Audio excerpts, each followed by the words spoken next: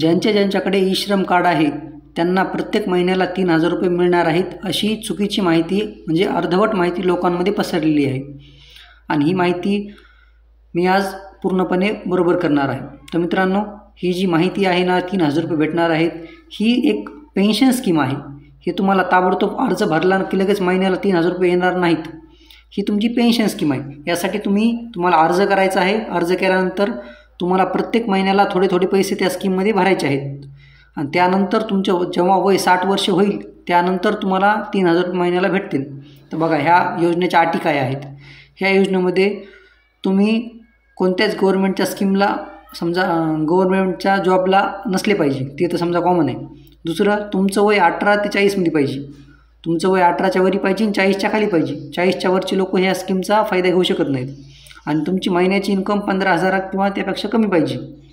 आता बघा, एवढी माहिती कळेल ना. आता हे बघा, उदाहरणार्थ तुमचं जर वय 18 असलं तुम्हाला प्रत्येक महिन्याला 55 रुपये म्हणजे त्या स्कीममध्ये भरावं लागते. म्हणजे तुम्हाला जे फॉर्म भरला ना, तुमच्या अकाउंट आपण मध्येच पैसे कटून जाणार. बघा, ज्यांचं वय 18 आहे त्यांचे 55 रुपये काटणार. तुम्ही 55 दिले ना तर सरकार बी त्यांच्यातर्फे सरकारकडून तुमच्या अकाउंटमध्ये 55 रुपये टाकणार. म्हणजे तुमची सबसिडी होणार 110 रुपये. समजा महिन्याला तुमचे 110 रुपये भरले जाणार, पण तुमच्या खिशातून 55 जाणार. तसंच जर तुमचं वय 30 आहे तर तुमच्या अकाउंटमधून 105 रुपये जाणार.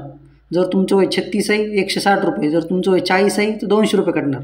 जर तुमचं वय 40 असलं तर प्रत्येक महिन्याला तुमच्या अकाउंटमधून 200 रुपये कटणार झाले.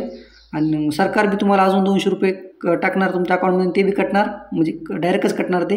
आणि जेव्हा तुम्ही 60 वर्षाचे होताल त्यानंतर कधी तुम्ही ह्या स्कीम इतक्या वर्षे चालू केल्यानंतर सरकार तुम्हाला 3,000 रुपये महिन्याला पेन्शन चालू करणार आहे. म्हणजे आपलेच पैसे आहेत आणि आपल्यालाच ते हे करायले. समजा असं नाही की ते पण नसल्यापेक्षा चांगले नाही. हे पैसा ते कुठं लावायलेत माहिती का? जे आपली इंडियाची सगळ्यात मोठी LIC आहे नाही कंपनी, LIC कंपनीमार्फतच हे पैसा सगळं जायले समजा. म्हणून तुम्ही समजा चिंतामुक्त हे भरू शकता. समजा गव्हर्नमेंटची स्कीम आहे, वरून तुम्ही जेवढे पैसे लावायले तेवढेच गव्हर्नमेंट बी लावायली. तर समजा फ्युचर जर थोडं सिक्युअर वाटायचं असले समजा, यार चला करून टाकू, तर करू शकता. समजा इतकं बी अडचण नाही. आणि अजून जर काय एखादा प्रश्न असला तर कमेंटमध्ये विचारा, मी लगेच तुम्हाला उत्तर देतो. आणि हे बघा, मी नवीन यूट्यूब चॅनल आहे माझं, त्याच्यामुळे ते काही चुका झाल्या तर कमेंटमध्ये सांगा, मी नीट करतो. आणि चला भेटूच आता पुढच्या व्हिडिओत.